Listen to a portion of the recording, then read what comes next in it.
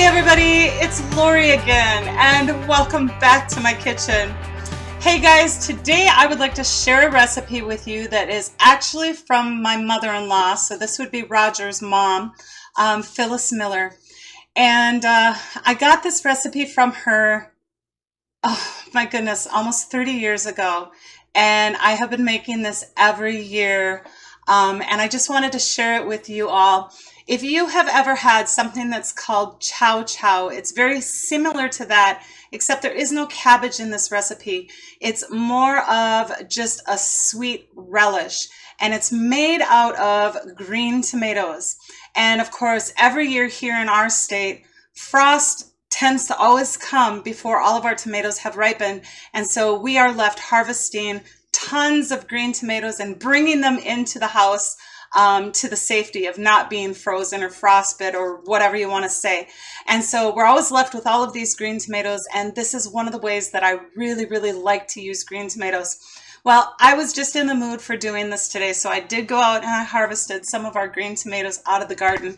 And I do want to show you that when I say green tomatoes, I mean really green, very firm tomatoes.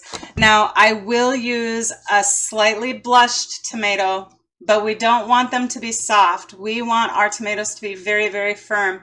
And for me, color really matters too. I don't want a lot of that orange or red color in this relish, except for what I add on purpose with the peppers, all right? The peppers I want to be just the splashes of color in this. And so even though I'm going to use this tomato that is lightly blushed today or partially blushed today, it is very firm, and the majority of my tomatoes are just nice green firm tomatoes, all right? Now, this is a sweet pickle relish that we just love to have over the top of hot dogs or brats or hamburgers, or maybe even sometimes over a pork chop. Just, you can use this relish wherever you would use a sweet pickle relish, you know, like a cucumber sweet pickle relish, or wherever you would use chow chow. So I'm just going to share the recipe with you today. Now, I have cut this in half. She used to make a huge batch, and honestly, that would last us almost 2 years. So I have cut her recipe just completely in half, and that's how I'm going to share it with you today. But if you do want a larger quantity, go ahead and double it, because originally the recipe was double this size. All right, so we are going to need 8 to 9 medium-sized green tomatoes, 1 red bell pepper, 1 green bell pepper, 1 large onion, 1 cup of brown sugar, 1 cup of white sugar, 1 cup of vinegar, and 1 1/4 teaspoon salt. Then our seasonings are just going to be an 1/8 teaspoon of cloves, an 1/8 teaspoon of nutmeg, and 1/8 teaspoon of allspice.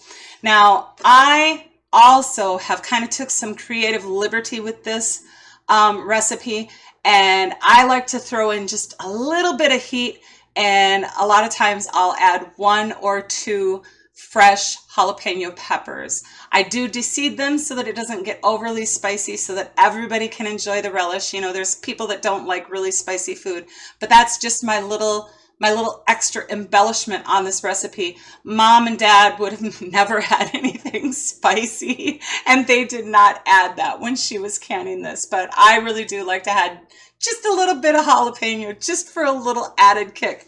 But anyway, I'm going to get started right away, and all you're going to do is literally just put all of your vegetables through the food processor. Now, you do not want to emulsify or liquefy these. You just want to pulse and chop them.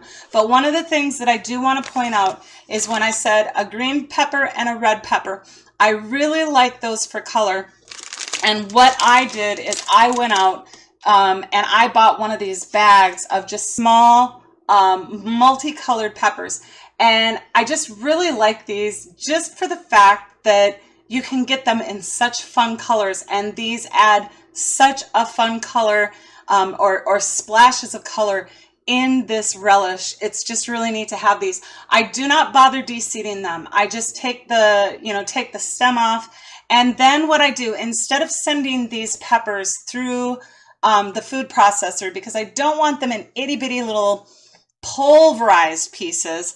I do elect to hand chop them, and you can see that I have all of my little colored peppers just hand chopped, just simply because I want this splash of color in my relish. I don't want it just completely pulverized and you know, you can't see it in the jar. So I've hand chopped all of these peppers, and I did use the entire bag of peppers, and this is, I believe it's 1 pound. Yes, it's 1 pound of these little tiny peppers.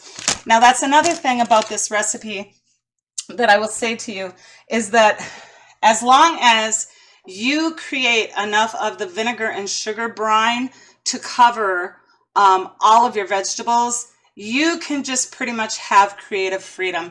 If you want more green tomatoes, go ahead and add them. If you want more onions, go ahead and add them. If you want a little bit of garlic in there, you can go ahead and add that too.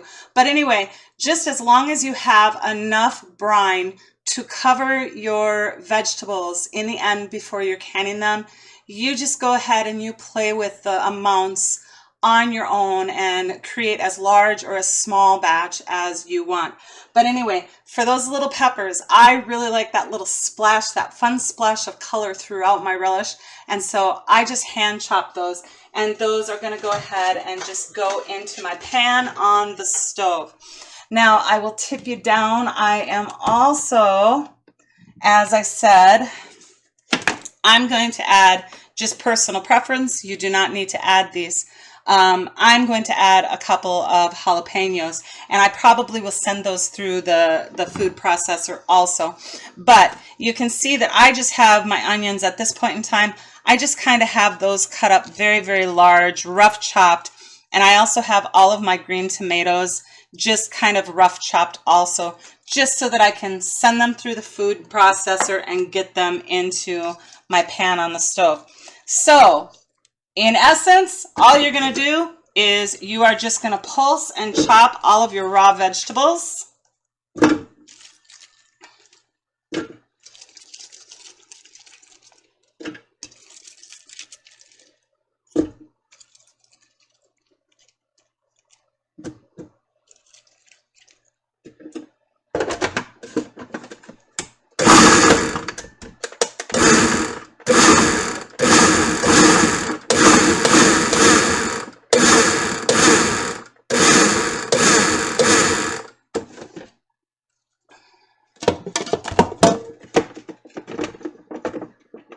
Well, now I'm not going to be able to get there. My blade came off, finally.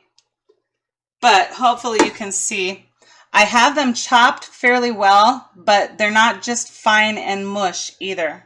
It's just kind of a medium. Let's say it's not a coarse chop. It's not a fine chop. It's just kind of a medium chop, all right? And just add all of that to your pan, along with those wonderful, pretty peppers. All right, guys, so I'm just going to go ahead and I am going to continue getting all of my onions and my green tomatoes and the rest of my peppers. I am going to, like I said, I'm going to send my jalapenos through the food processor also, just simply because I don't want anybody having to bite into a really large piece. Now, if you wanted to hand chop these, you all obviously could do that also, but I'm electing to put it through the food processor. So I'm just going to go ahead and I'm going to just process all of the rest of my raw vegetables up, and then I will come back and continue with the recipe and the directions. All right, so I've got all of my vegetables sent through the food processor, and so now we're just going to add the rest of our ingredients for the brine. And I elected, you know, this actually is a very, very sweet relish, and so I elected to cut the regular sugar in half. So I only have a half cup of sugar. You can go ahead and add a whole cup of sugar, that's fine. But we also have brown sugar to add to this, and I really find that the brown sugar adds plenty of sweetness, and then just a little touch of the white sugar, and it seems to be a really good, I guess, a good balance of sweetness. So 1 cup or a little scanted of white sugar, 1 packed cup of brown sugar, and then we have 1 cup of just 5% white vinegar.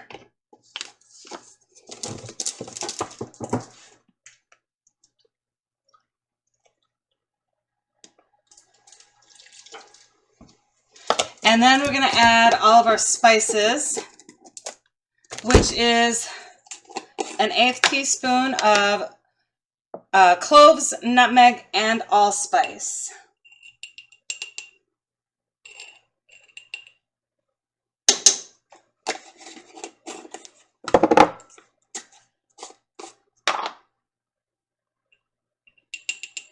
Now remember that those cloves can become really overbearing, so be very careful with that clove measurement, all right? It's always better to scant your cloves. I'm using a wonderful friend of mine, Lori, sent me what's called a spice bush berries, or it's known as Appalachian allspice, all right? And I'm actually using this as my allspice today. Thank you so much, Lori. I always love your little gifts of wonderful, naturally foraged and things from your garden. You know how much I love it. So that is going in my relish today. All right, so we are just simply going to stir all of this up, and we are going to, over medium heat, just cook this relish until all of the vegetables are soft. Now, if you find that your vegetables are not rendering enough juice, you can always add a little bit more brine. Simply add a little bit more vinegar, possibly a little bit more sugar, but vinegar is the most important thing. And so after you cook this for a little while, and I do cover it when I cook it, just to hold all the juices in so that it's not evaporating off, I cover my pan and cook it over medium heat until all of the vegetables are soft. If I find out that I don't have enough fluid in this pan, then I will most often just add a little bit more vinegar and possibly a little sugar also. But we'll just get this started over medium heat, cap it up, and let her cook until she's soft. And then I will be back to show you how to jar it and can it. Guys, I forgot the salt. So before I get that cap on that thing to cook it, we have 1 1/4 teaspoon salt. I've got a 1/2 teaspoon measurement here, so 1/2, 1, and 1/4 of salt. All right, we'll get that mixed in, get it capped up. It's already over medium heat. We're gonna stir this occasionally also while it's cooking, okay? Look at how absolutely beautiful this is already, just the beautiful colors in there. All right, so we'll let this simmer and cook until it's soft, and then we'll be back. All right, guys, so I cooked my relish until it is soft, and as you can hopefully see in the pan, I did add just a little bit more vinegar and a little bit more sugar because I wasn't getting the coverage after it cooked. I wasn't getting the coverage of juice that I wanted. So I just simply added a little bit more vinegar, a little bit more sugar, and here we are at a really nice balance. And this is the point in time too that you can taste yours, and if it is not sweet enough to your liking, add a little bit more sugar, whether it be the brown sugar or the white sugar, it's your choice. Now, this is just a simple hot water bath or a steam can of 10 or 15 minutes. Half pints is 10 minutes, pints is 15 minutes. I'm going to be using a variety of sizes of jars today simply because I like it in smaller portions to give away as gifts. Sometimes we just have a meal that we want to have this relish with, and so it just takes a smaller portion for us also. So I'm going to be using some 1/2 pint jars and some pint jars today, but they're all going in the same canner and they will be processed at the pint time of 15 minutes. And those smaller 1/2 pints, they're going to be fine for that extra 5 minutes. So I'm just going to start filling my jars here.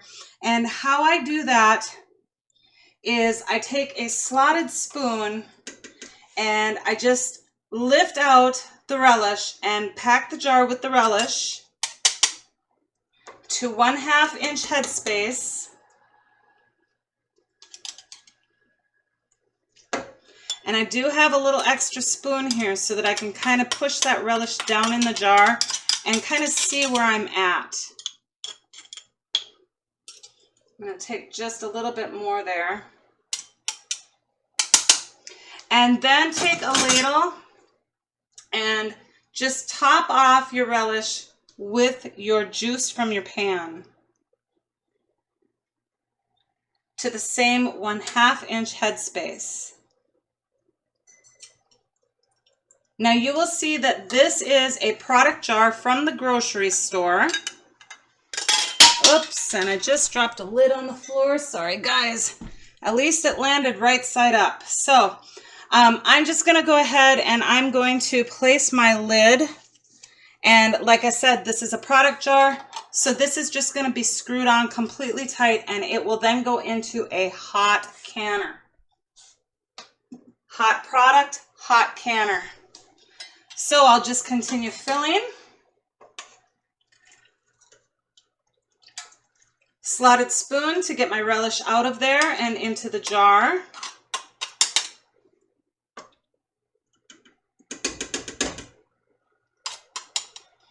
Kind of settle it in just to see where you're at as far as your level is concerned.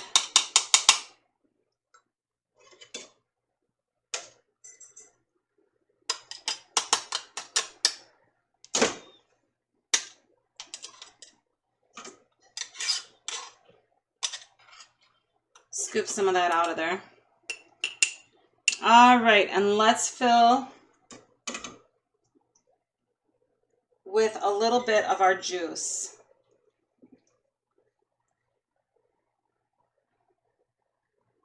To the same 1/2 inch headspace.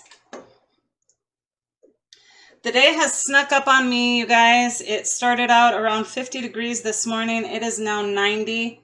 And I'm feeling really wrung out. I don't think I wiped the rim on that last jar, but I didn't spill anything on the rim, so I'm sure it will be fine. But just like any other canning project, wipe your rim and place your flat end ring and into the hot canner. So I'll do one of those pint-sized jars.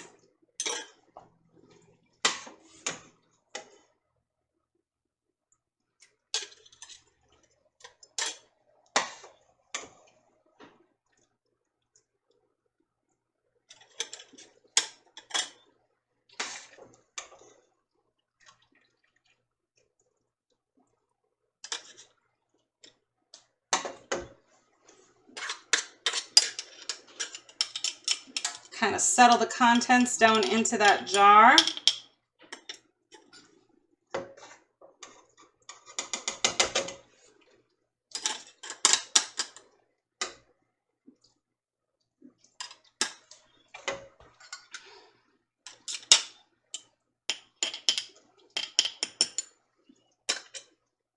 That's not going to fit in that jar. And then fill with your brine. It looks like that is already full. Wonderful.